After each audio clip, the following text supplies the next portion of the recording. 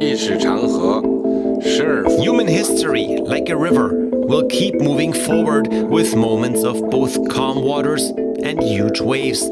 We have before us the opportunity to forge a new world order. The problem with modern days unipolarity is precisely like that. The West is leading Ukraine down the primrose path. We don't have enough tanks, we don't have enough vessels, we don't have enough planes. To bring chip productions here to the US.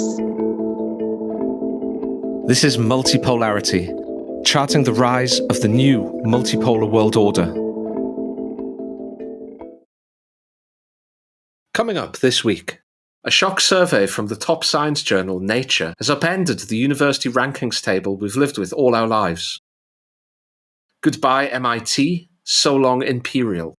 Hello Sun Yat-sen University and Tsinghua. So is this the decade when Western students end up at Chinese colleges? Germany has sent 18 Leopard 2 tanks to Ukraine, yet the country's defense minister says he has no plans to increase his annual budget. So, are they heavily insured? Was Germany's big talk on rearmament simply a case of evasive maneuvers, or is its pacifism simply pathological? It's Iranian nuclear deal season. The Saudi foreign minister is in Tehran for the first time in 17 years, and the US is once again playing plutonium pinball with the old enemy. We examine the balance of power in a changing Middle East. But first, ranking Nanjing. The South China Morning Post had a story last week. The title was Chinese Universities Ranked Ahead of Oxbridge, Caltech in Quality Research Output by Nature Index. It was immediately striking. Unusually, the headline actually kind of undersold the story. I think probably a more appropriate headline would have been in the top 10 universities ranked by Nature's High Quality Research Output Ranking Index. 7 of them are Chinese. The index itself is constructed by Nature, probably the leading scientific journal in the world. It's a very straightforward metric and very hard to kind of hack in a way. It just takes the top 4 to 5% of hard science and health journals, and it just counts if the author is in there and his university affiliation is then counted, and then whoever generates the most amount of papers in a top journal. So this is a very non-subjective index. It's as close to an objective index, I think, as you're going to get. 7 of the top 10 universities are Chinese. Some of them I'd heard of. Nanjing University is number 4, Peking University is number 5. But some, I'd never heard of. Like number 10 was Sun Yat-sen University. Number 2 was University of Science and Technology of China. The only 3 Western universities that made it into the list were Massachusetts Institute of Technology, MIT, Stanford University, and Harvard. The only thing that you could say positive for the West here is that Harvard made the number 1 spot. But MIT ranked behind universities that I'd never heard of. And MIT is supposedly one of the most advanced scientific research universities in the world. So just to give some slightly more context on that from a British perspective, Oxford and Cambridge only made it to the 16th and 19th spots. So Sun Yat-sen University, who I'll bet most of our listeners have never heard of, I have never heard of it, ranked at number 10, above Oxford and Cambridge. One more thing to note, which I thought was really fascinating, was that the South China Morning Press article compared the Nature Index ranking, that is for high quality research output, with the QS universities rankings. These are the kind of general global universities rankings. And the two things just did not add up at all. Just to give some context here. So rank number 4 on the high quality research output ranking was Nanjing University. Nanjing University ranks 133rd on the QS universities ranking system. Now compare that to MIT. MIT ranked number 9 on the high quality output ranking, and it ranked number 1 on the QS universities ranking system. So not only does this suggest that the Chinese university system, in terms of high quality research output, is just blowing the Western system out of the water, it also suggests that no one understands this because the QS university ranking system is completely broken. There's absolutely no way that a university that ranks 133rd is capable of producing, the fourth most high quality research output in the world. That measure is broken. There is absolutely no doubt about that. Likewise, there is no way that MIT should be ranked number 1 if it's number 9 on this high quality research output list. Because to me, it seems like the most objective way to measure this is through high quality research output. I'm not really sure why you really would measure it any other way. I mean, we can discuss that a little bit more, but so there's a bunch of stuff to take away from this. I suppose we'll probably go on to talk about the broader ramifications, but I think that should give listeners some sense of what we're dealing with here. This, to me, is extremely interesting, but it's not surprising at all. I've noticed in the last few years there's been a stream of such stories, essentially, pointing out that the Chinese, in terms of their education system, is gaining the sort of lead that years down the road will help their economy hugely in relative terms to the Western world. Some examples of those. For instance, in 2020, China awarded 1.4 million engineering bachelor's degrees. Okay, so in 2020, 1.4 million engineering bachelor's degrees in that year alone.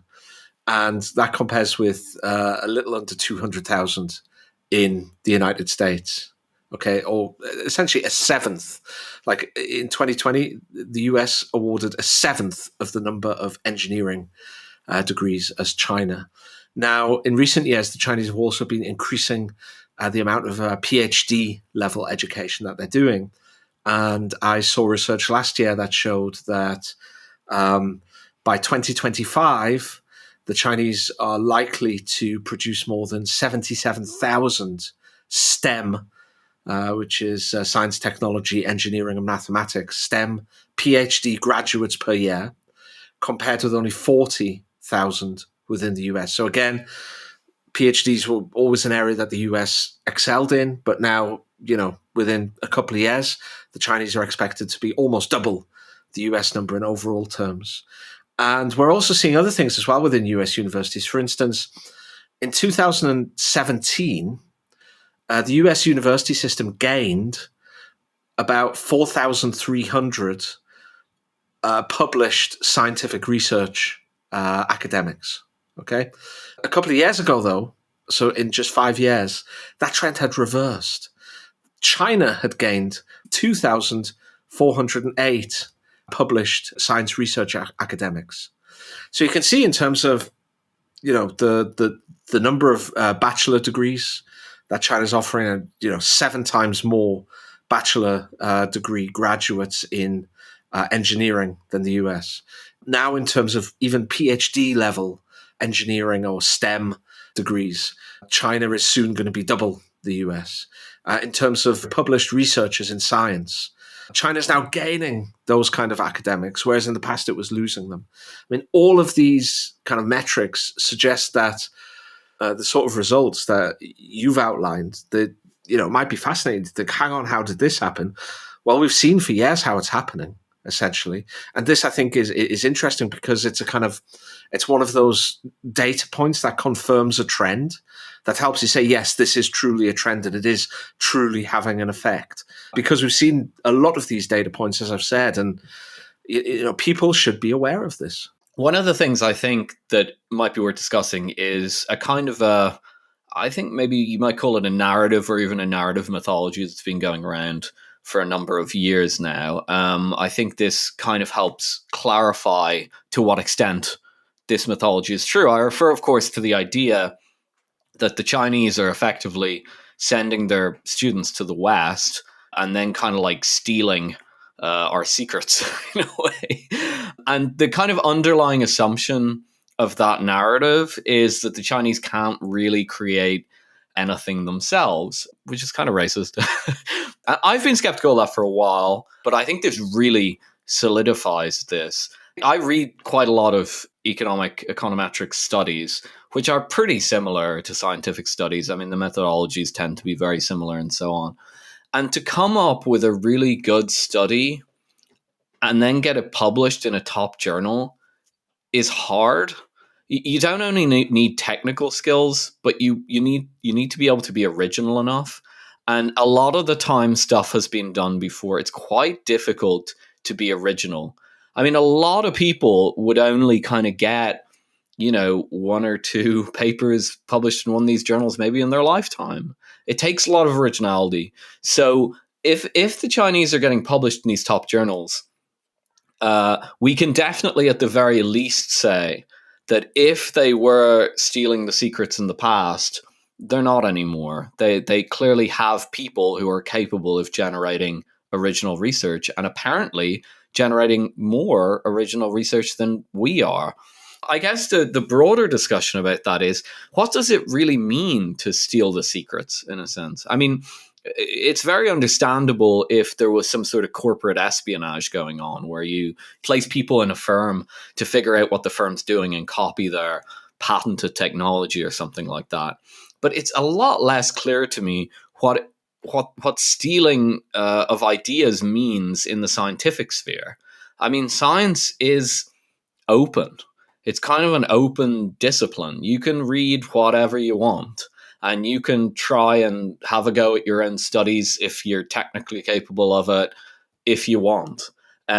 Most people publish their data, so you can use that, and it's all there. It's all open. So what does it really mean? I mean, to me, knowing that there's something interesting scientifically going on in a certain part of the world, and then going there to learn about it, it's not really stealing. That's kind of just learning. I mean, in the Middle Ages, Paris was the center of learning. If you wanted to learn, about the science of the day or about theology or philosophy, you'd travel to Paris and you'd learn there. And then you'd take that knowledge with you back to where you came from. And that's always been the case. So I think it definitely clarifies that if we did consider Chinese coming to the West and learning things and then taking it back to China as some sort of stealing, which it's not really clear to me that's what that is. But even if we consider it that, they don't need to steal anymore. They're clearly perfectly capable of producing this research on their own. But it also raises, of course, was this ever stealing to begin with? I think it's increasingly becoming clear that we're looking at the rise of China, or the China problem, or whatever you want to call it, in a very narrow way, in a very kind of jealous way, in a sense. Like all the kind of microchip bans and all that have this kind of embedded notion that we produce the best stuff, no one else can do it, and if we just don't let you have it, you're not going to be able to, achieve anything. But everything is showing that that's just not true. Once a society becomes sufficiently technologically advanced, they can create scientific marvels like we can. And frankly, we should know this anyway, because the Soviet Union did it. The Soviet Union had a very dysfunctional economy, but it had incredible scientists. It had really top-notch scientists. And out of those top-notch scientists and engineers, for that matter, came wonders of technology. They've put the first man in space, not the West. Many of their weapon systems were extremely impressive. Their economy was a mess, but that was due to a poor political and economic organization. So I think we should have a little bit more humility in this sphere than we do. I think I'm saying that to myself as well to try and get it into my own head. But this rankings thing just blows a lot of myths out of the water. I think we've definitely passed a point now. I actually think that this should have been put to bed quite a long time ago. I mean, the Chinese overtook the US in terms of patent applications. So, when you have a new idea, you kind of apply to patent it so that nobody else can copy it. And China actually overtook the US for patent applications in 2011, more than a decade ago. Okay. And for the last recorded numbers, which were in 2020, the Chinese applied for almost 1.5 million patents, which is about 44% of the total around the world. Now, in terms of patents granted, it's taken a little bit longer. But the Chinese overtook the US for patents granted in 2015. So about 8 years ago now. And in the last recorded year, they had granted about 530,000 patents, so over 500,000. And the US a little over 1/3 So that and the trend between the two is kind of separating. So it's not going to be long before the Chinese are granted almost twice the number of patents in the US. And in terms of the granted patents per technology, the Chinese are either ahead of or kind of equal to the US in the fields of biotechnology, semiconductors, computer technology, telecommunications, where they're way ahead. It'll surprise no multipolarity listener to realize. And electrical machinery, apparatus, and energy. So these kind of like 5 or 6 key areas of the 21st century economy, the Chinese are either level pegging with the US or way ahead in terms of patents granted. And, we're talking about a decade, really, of since the Chinese overtook the US in patents applied for and granted.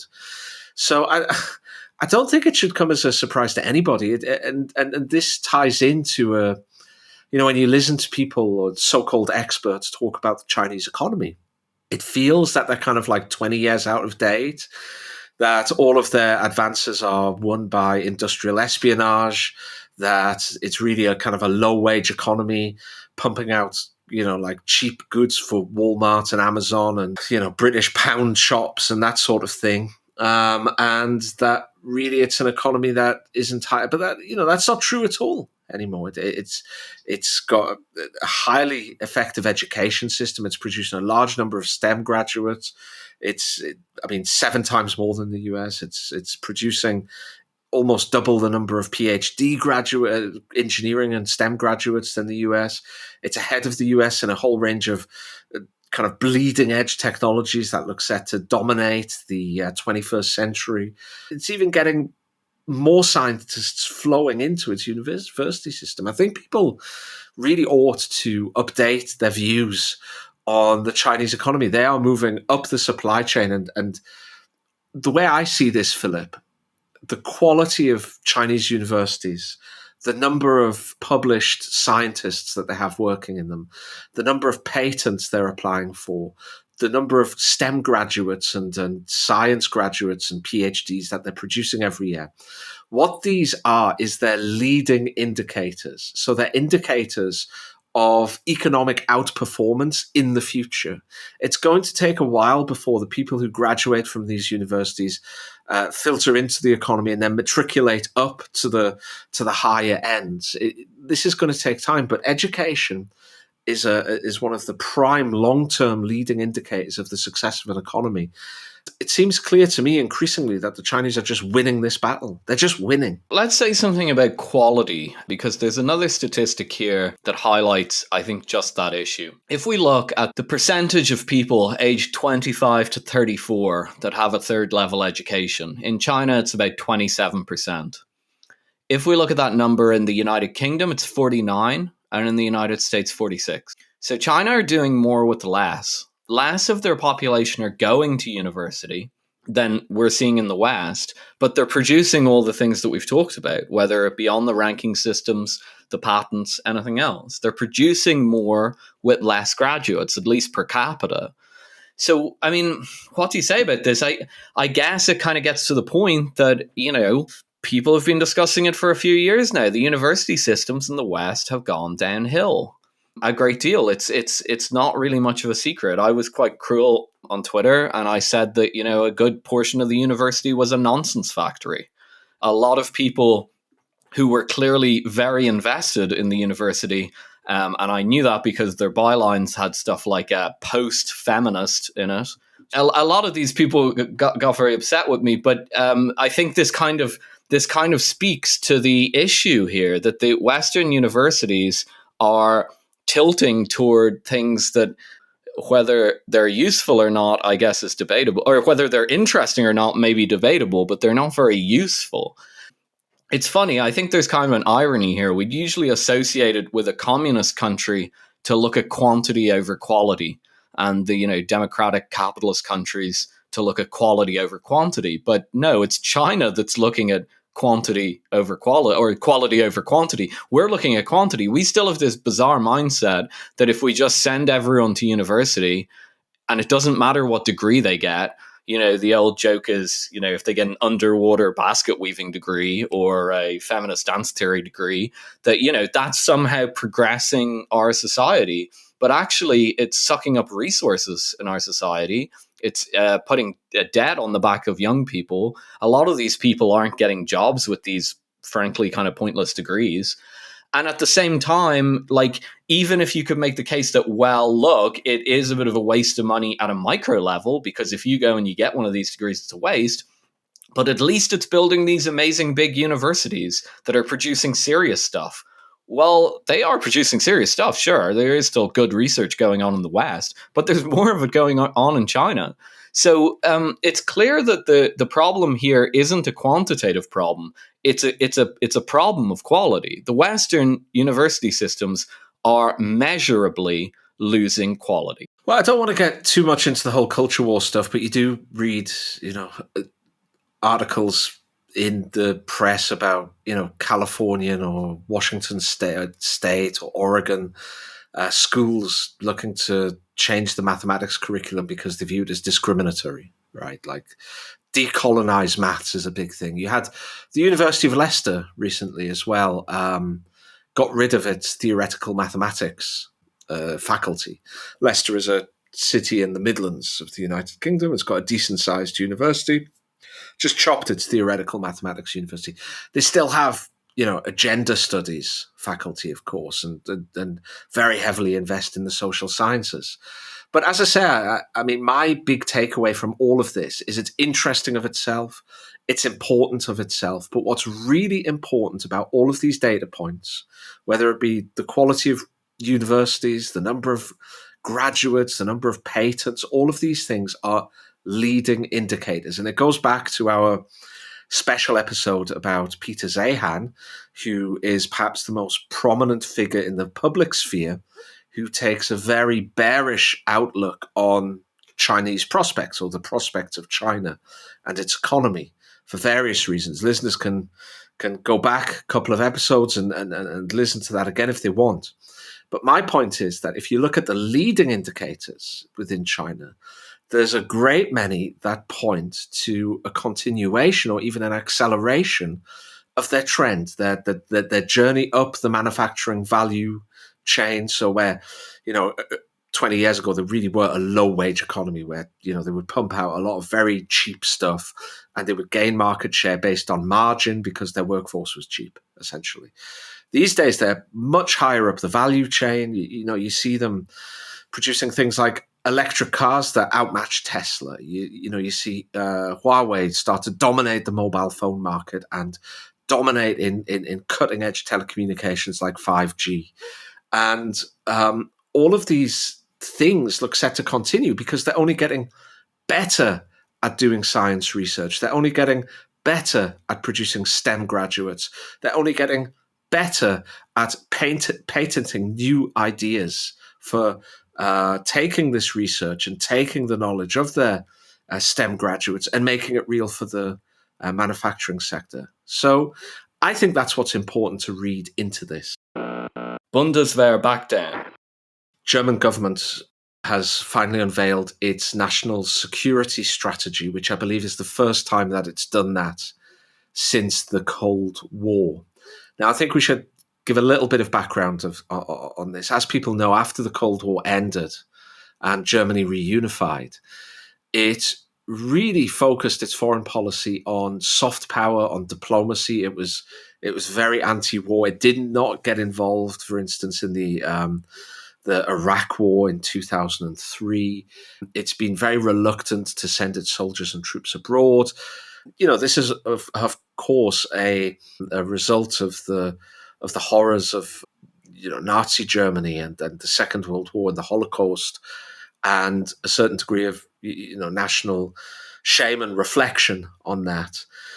However, things have changed. So I think the first thing to change is the Americans have at least since the Obama administration, perhaps before that, in fact, have been putting increasing pressure on the Europeans to start stepping up to defend themselves. All NATO member countries, and Germany is a prominent member of NATO, have pledged to spend at least 2% of their total GDP on their military budget, on defense spending. And Germany has consistently failed, and failed by a long way, to hit 2% of GDP. And the incoming Scholz government, the coalition that involved the Social Democratic Party in Germany, the Greens and the Liberals, it was a key pledge when they entered government to hit that 2% of GDP minimum. And of course, in the aftermath of the Russian invasion of Ukraine, the Chancellor of Germany, Scholz, stood up and made a big speech where he made a huge and grandiose commitment to massively increase the defense budget. We also had countries like the UK, like France, and many others talk about right now is the time that we need to increase our defense budget. And it really became received wisdom that the result of the Ukraine war would essentially be a remilitarization, a rearmament of Europe. Now, not to do a victory lap here, Philip Pilkington, but I think both you and I said that it was probably unlikely that this would happen because Europe was looking economically ropey. And if you want to spend more money on defense, you need to generate, more revenue as a government. And it's very difficult to do that when you enter recession, when GDP is shrinking. It's very difficult to increase military spending in absolute terms. And here we are, Philip Pilkington. It now turns out, now that the Germans have unveiled their national security strategy, that it's somewhat less ambitious, shall we be gentle, than the promises that Chancellor Scholz made a year ago. For instance, they promise now to reach the 2% minimum only as an average over multiple years. Okay. Now, also Boris Pistorius, the defense minister in Germany, had asked for an extra 10 billion euros, which is, fairly modest when you consider the volume of aid going to Ukraine, for example. But he asked for an extra 10 billion euros to make a decent start at rebuilding the German military. But instead, all he got was word that his budget would not be cut in absolute terms, which means ultimately it's going to be eroded by inflation. So it seems that the Germans aren't moving ahead at all. I mean, this is a country, if you remember, that was so short on weaponry, that for a NATO exercise, the soldiers had to be sent with broom handles instead of assault rifles to kind of mimic the assault rifles. That was when Ursula von der Leyen was German defense minister. She's since failed up to be president of the European Commission, of course. And in addition to that, a little bit, a month or so ago, British senior officers also admitted in testimony to a parliamentary committee that it would take a decade for Britain just to get back to the armaments level that it was before it started donating them to Ukraine. And that armaments level, by all accounts, was already far too low. So ultimately, I think what we're getting here, Philip, is it's clear this big European rearmament is not happening, certainly not anytime soon. I think it's worth exploring a few more aspects of the specifically Russian angle, or the specifically German angle on this, I should say. There were a few assumptions underlying that the rearmament would take place. Some of them were economic, and as you said, the energy crisis and so on has largely prevented that. I'll bring up some statistics on that in a moment. I think the more immediate thing to focus on is to ask, if you read the New York Times article on this inability to pass a serious military budget, there looked like there was a lot of infighting. There were a few representative, I'd say probably kind of hardline Atlanticist or very, very pro-NATO types who really, really wanted to get this done. But when they tried to do it, they found that there was just no collective will there. Now, I think it's pretty obvious why this is, because although the war in Ukraine is very shocking, very shocking for Europeans, and will probably change Europe forever. That doesn't mean that it'll just immediately change everything that that the public and that their politicians think. Germans are still kind of pacifist, really. I mean, the last poll that I saw was out in February of this year, and it indicates very, very strong desire on the part of the German public to end the war. This Forza poll revealed that 80% of German people believe that it is more important to end the war with negotiations than for Ukraine to win. So only 18% of people said it's more important for Ukraine to win than for negotiations to take place. And the current arming of Ukraine is being done on the premise that Ukraine will use the armaments to win. What these polls show is that, as you've described it, Germany's been this very anti-war country. It remains a very anti-war country. Obviously, the German public have a lot more skeptical view of Russia than they did prior to the war, and that will probably be there for a while. But that doesn't mean that they want to get on board with this militarization and stuff. So that's the first thing to think about. I'll also say that isn't going to be helped by the fact that, you know, we're seeing the first pictures of destroyed Leopard 2 tanks in Ukraine right now. And that's not a good look for trying, you know, a country that is supposed to be rearming. So I think that's probably worth taking into account as well. Okay, to look at the economic side, Germany really isn't in a place where it can do this. Actually, it's not just down to the energy, although that is a huge component. It's also down to the borrowing that Germany's been engaged in since the pandemic. So Germany is a famously fiscally upright country, and the German people are very, very proud of this.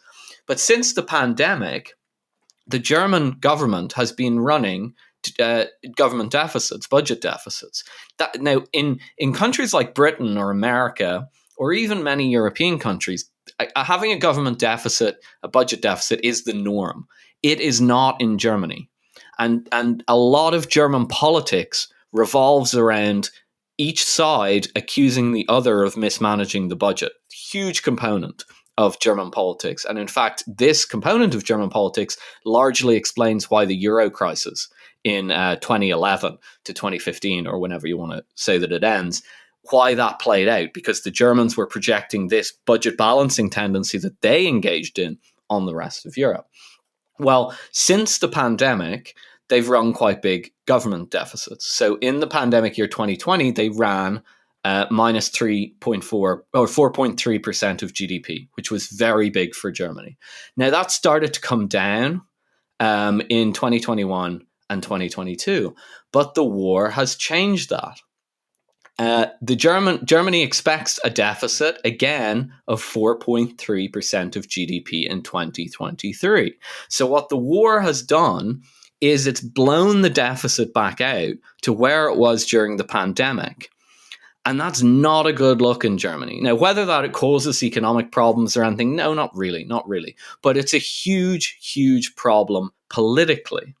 So you have these two forces at work. It's the energy is driving a lot of this. Yes, it is probably making it, you know, much more expensive for the German manufacturing industry to produce weapons, and so on. And if the energy crisis gets worse, that becomes worse too. But you've also got the fact that it's just probably not popular, and that it's expensive at a time when Germany already has a large budget deficit. I think similar problems are going to happen all across Europe. At the end of the day, it's extremely difficult to increase military spending in absolute terms, because sometimes we talk about 2% of GDP as like this is what's important, but really it's the absolute terms that are important, because if your GDP suddenly contracts by 20%, then that's a 20% reduction in military spending. You know, what's really important is the actual, you know, volume that you spend. And it's extremely difficult to increase the amount of money going towards the armed forces in any country when your GDP is stagnant or contracting, because that means essentially something else has to suffer. And even in less pacifistic countries or less pacifist countries like Britain, for example, loves a war. in Britain. We love a good war in Britain, very much unlike the average German, I would suggest. But even in countries like that, it's a really hard sell to say, like, look, we sent almost all of the 155 millimeter artillery tubes and shells. We sent a whole bunch of tanks and armored vehicles. So I'm sorry, but, the NHS is going to have to cut its budget. Your grandmother isn't going to get a cancer treatment that she thought she was going to have. Or we're sorry that, we're going to have to increase class sizes at schools, for example. We can't afford to hire those extra teachers now. This is a really difficult sell. So for any meaningful increase in military budgets, you were going to have the GDP that was expanding. And lo and behold, I think for a good part, because of the sanctions that have been imposed on Russia and the increased costs that's imposed and the economic dislocations, GDPs across Europe are stagnant. I think what's really interesting about this is the geopolitical implications. In an ideal world, the United States would like Europe to be able to take care of Europe. It would like Europe to be able to be confident that it would easily be able to defend Europe against any possible threat, so that the US could swing everything that it had toward China.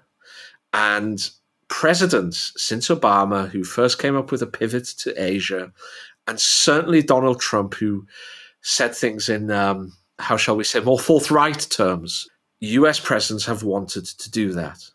But in effect, what the Ukraine conflict has done is Joe Biden, the US president, has pivoted toward Europe. He's increased US involvement in Europe. He's increased US commitments to Europe. There are going to be more US soldiers on the ground. There's going to be more materiel committed to Europe. And he's spent a lot of materiel sending it to Ukraine, which is, as you say, in the process of being destroyed at the moment. The problem is, it seems fairly clear to me that the Europeans are going to be in no fit state to defend themselves anytime soon. If the US is running low on armaments that it can send to Ukraine in terms of military aid, the Europeans are essentially out of stuff that they can send. There's very little more that they can send. They could buy stuff from third countries and send that, but from their own stuff, they've got nothing to send. And they're simply not going to, in the next year or two, as far as I can see, increase their military spending to compensate for that, to even get back to the levels that were inadequate as far as everybody involved was concerned before this crisis. So I think geopolitically it puts the United States in a pretty difficult position as well, really. Saudi's man in Iran. One of Multipolarity's ongoing themes has been the rapidly transforming geopolitical and economic situation in the Middle East. And most of our coverage is centered on the détente between Saudi Arabia and Iran, who for many years now, perhaps 2 decades, have been really at each other's throats within the region. And in fact, both of them engaged in more than one proxy war against the other. It's been that bad. However, as listeners to Multipolarity will know, but readers of the Washington Post and quite often the Guardian will not know, is that those two countries are really going through a process of détente at the moment. Relations are thawing at a phenomenal rate. The most recent 2 interesting data points on this is that the foreign minister of Saudi Arabia has visited Tehran to speak to his opposite number, the foreign minister of Iran. And it is the first such visit for 17 years. That's how long diplomatic relations had been frozen.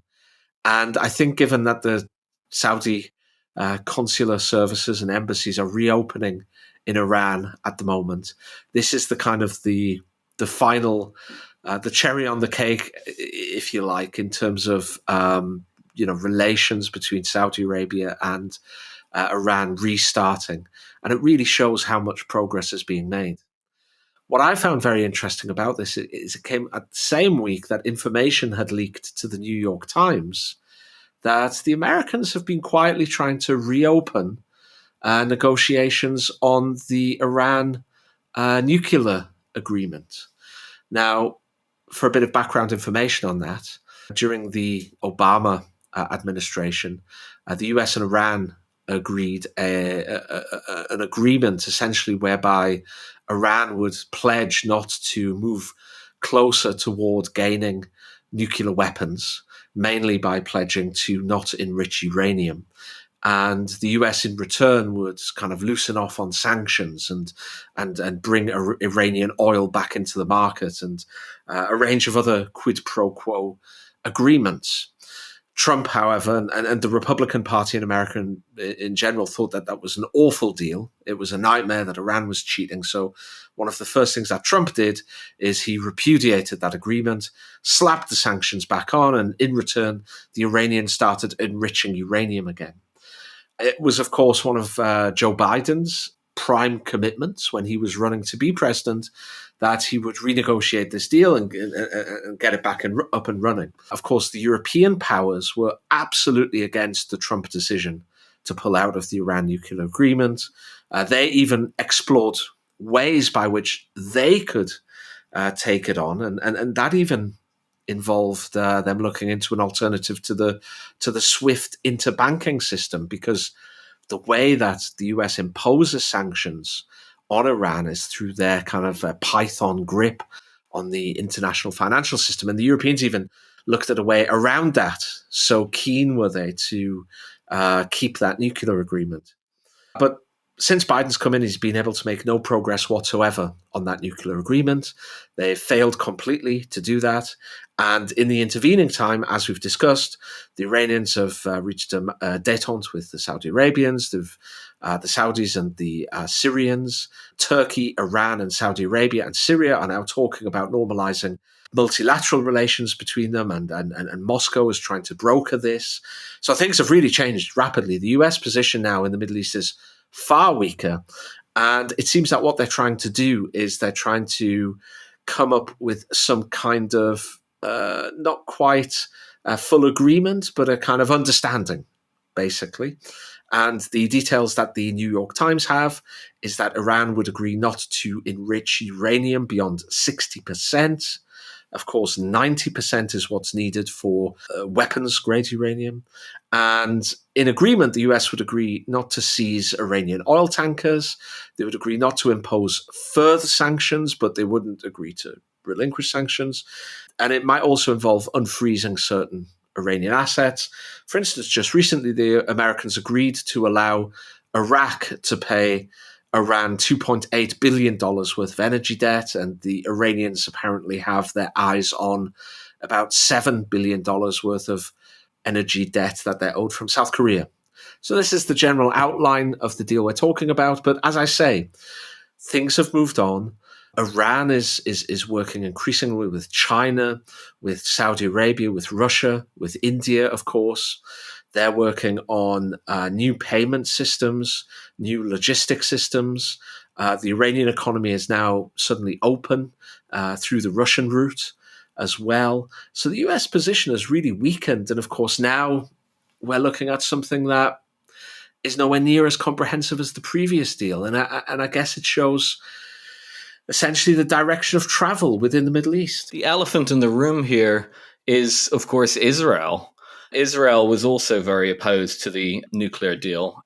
Effectively, the Israelis saw it as one step for the Iranians getting a nuclear weapon, which probably isn't unreasonable, frankly. And Israel are very scared by that. I mean, you have to kind of have a lot of sympathy for Israel. They're in a pretty bad neighborhood.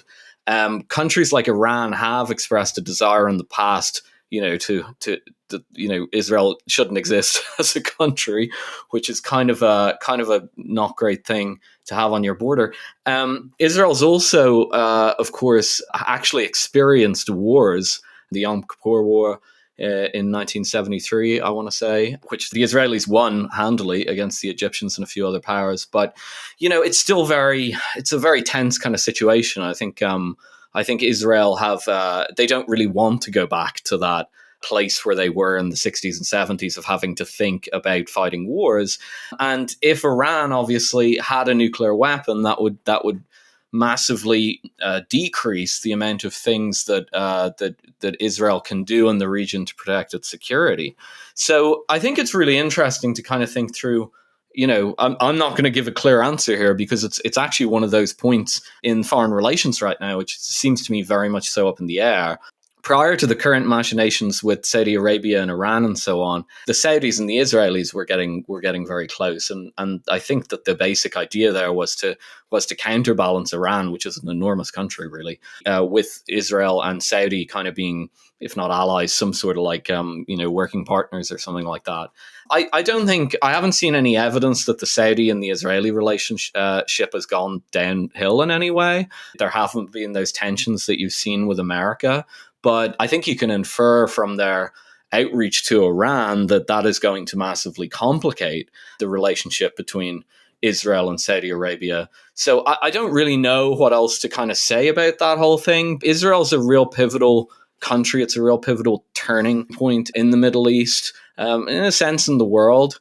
All of their strategy that they've been pursuing for the past 2 decades or however long you want to say it has really been rocked by these new developments in the Middle East. And it's not really clear to me what they can do about it.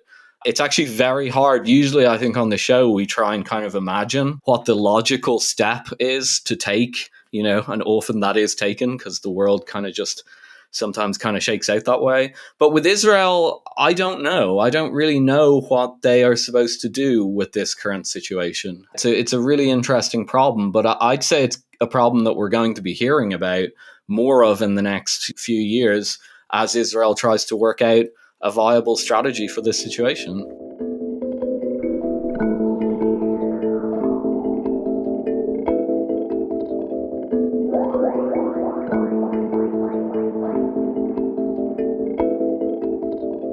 We are fresh from a huge victory.